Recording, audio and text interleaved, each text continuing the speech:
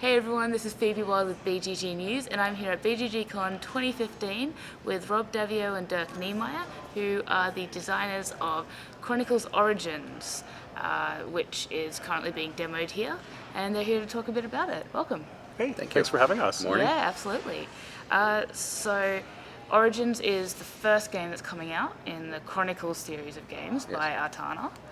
So do you want to tell us a bit about the game and especially the ecosystem that you have both kind of developed in that? So I can talk a little about the system. You can talk about the game. Great. Yeah, so the theory with the Chronicles series is this thing we're calling the ecosystem, where you take the experiences you have in one game and they carry forward to the next. So in Origins, which Rob is going to talk about in a second, it's set in the Stone Age and the Bronze Age. And during that time, you build a tribe, it evolves into a kingdom. And at the end, multiple kingdoms. Those kingdoms have different attributes, different characteristics. When we do the second game a year later, those kingdoms will carry forward into a game with completely different mechanics and theme, different period of history, and continue and build your unique civilization over time. Yeah. It's a chance to recreate Western civilization through a series of games, which is great because that's what my degree is in, and it's finally useful. The first game, which is Chronicles Origins, as Dirk mentioned, is 2 games in one. It's a Stone Age and a Bronze Age, so you'll play about 10 games of each. So you'll play, and in the Stone Age, you all play members of a tribe. So you have petty politics as you're trying to claw your way to be leader of the tribe. And even if you aren't leader, you get to do interesting things along the way, such as build buildings or create advancements for your tribe. And at the end, that tribe will have a unique tribal character sheet, much like a role-playing game. So it'll have its strengths and its weaknesses and personalities and fears. And you will take that Stone Age tribe and then fast forward it onto a different sheet, which means it's a Bronze Age kingdom. So it's 1,000, 2,000, 3,000 years later. So when you've played all of the Stone Age games and created all of the tribes, you then fast forward and now you take the top 6 kingdoms and you play a Bronze Age game, which will have completely different mechanics. Some materials are the same. And now you'll be clawing your way not as a person to be the leader of the tribe, but to have a kingdom become an empire. Right? And that's where the first game will end. And then that empire will carry through to the second game a year later. And so you're currently planning a release at Gen.Con with a Kickstarter before that. Yes. So when's the loose Kickstarter date you have planned? February 15th-ish. 15th? Yeah. Okay. That's specifically loose. Around then. And so the plan is for X number of games after that one to come out, where you end up with fewer and fewer tribes, perhaps. It'll wax and wane, right? Yeah. You'll start with tribes, you'll have kingdoms, kingdoms become an empire. Yep. If you look at Western civilization, it's a bit of a spoiler, but Rome falls, right? And then there's Dark Ages and Renaissance and Age of Enlightenment. So it's going to hit sort of the high points from a very top level. Yeah. It's not promising to be a historical experience. It's just inspired by history. Yeah. And so you're one of the co-designers of Pandemic Legacy as well, and a lot of people are comparing Chronicles Origins to the Legacy system, but it's actually quite a different feel mechanically, and also just as a player, it's a different experience in the game. Yeah, they're close cousins Yeah. in the sense that they tell a larger story through a series of smaller episodes, but they play very different, or at least when I'm designing, they feel different to me. Yes. A legacy game, has hidden components, and one game immediately leads into the next, like a television series, whereas the ecosystem is you might play 8 Stone Age games and they have the same rules, but there's very few things where game 2 or game 3 are affected at all by game 1. It's almost like 8 tribes are developing in an area and they don't have any knowledge of each other until they emerge to become kingdoms, and then they all share the same stage. So other than a few things like only one tribe can build Stonehenge, they're more individual games linked together. Yeah, so things like land become more scarce each game. If a tribe, like in game 1, manages to conquer 3 lands, those land cards come out of the pool for the rest of the tribes in the Stone Age because they've already sort of been conquered. So the land deck gets smaller. That's just little things like that, but it's not quite the integrated system of a legacy game. Yeah. So how many players is it? A little bit up in the air. We're looking at 2 to 5, 3 to 5. Yep. It depends on some of the details, but certainly 3 to 5, hopefully 2 to 5. In a very good world, 2 to 6. Okay, excellent. And how long does each game take? So you mentioned that Stone Age will be 8 games, and so how much time for one playthrough? And so we're looking for an hour for each Stone Age game, and definitely under 2 hours, possibly as low as an hour for each Bronze Age game as well. We want to get the epic feel of like a giant civilization building game, but able to do it in bite-sized chunks that, how gamers like to play sessions these days. Yeah, okay.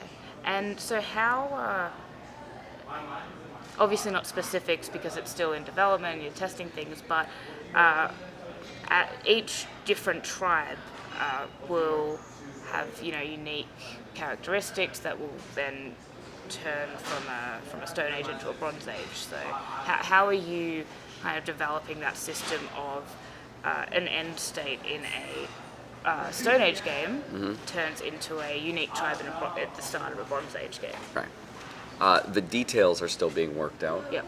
But if you think of a game, it says like at this. If you were playing a game that wasn't this ecosystem, you were playing the Bronze Age game, it would say here are 6 kingdoms, right? And they would sort of be pre-generated to have different stats. Yes. There's better attack and defense, and these are the thinkers, and these are the merchants.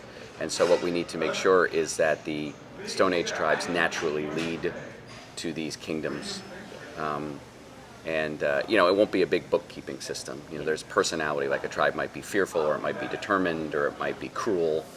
And so then you'll go to the Bronze Age and it'll be like, if you're cruel, you get this, right? And you'll just kind of mark it on the character sheet. So it's a lot of, at a very basic level, data passing, which is not fun to play, but once we make it into a story, that's the heart of it.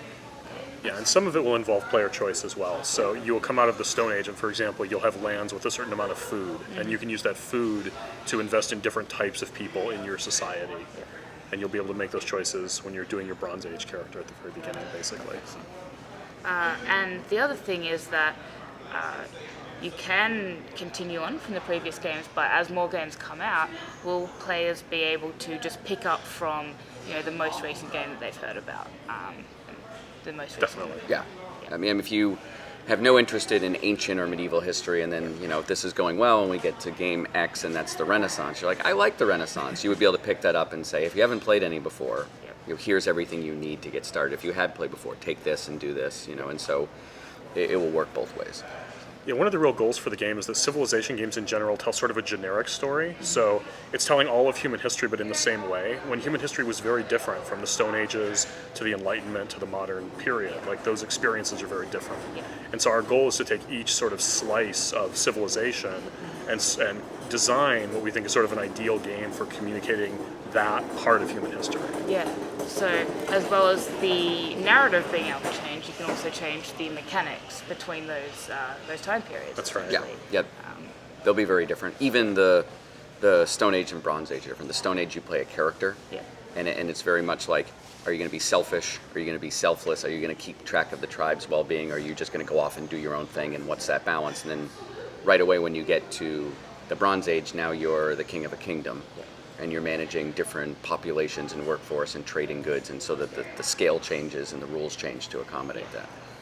So is it I guess I should have asked this earlier, is it a competitive game in that players are trying to win while working together in that tribe, or is it simply cooperative to complete it and advance the narrative, essentially? Like, is it a competitive game? It is a competitive game. Well, each game, again, will have different amounts of cooperation versus competitiveness versus, alliance. And in this particular first game, in the Stone Age, I think you and I might differ sometimes on this. I see it as, there's one leader at the end, which makes most people competitive.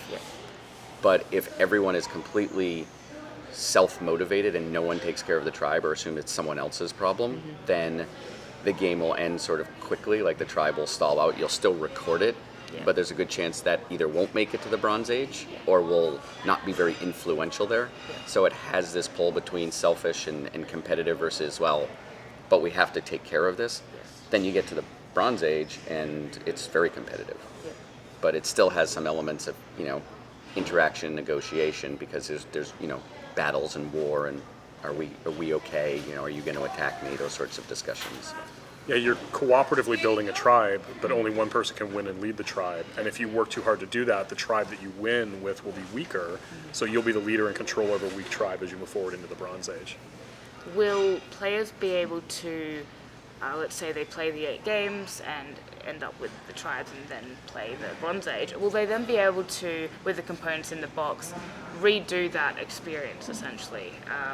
So will there be enough character sheets or the ability to record information elsewhere that lets them do that again? Well, I talked to another person in our town yesterday was talking about a way to sell a supplemental pack that would let you start over, because some things will get marked, like the land cards, Yeah. you'll name them, Yeah. so you couldn't necessarily use them again, or you'd have to ignore them, but looking at a way to sell just the parts that do get used up at a lower price, so you could do the whole series or the whole game arc again without paying for the full one, but a lot of that's up in the air right now. Yeah. Is that okay to say? Yeah. Okay. Well, thank you very much for that overview, and it's been great to talk to you about the game. Thanks. Thank you.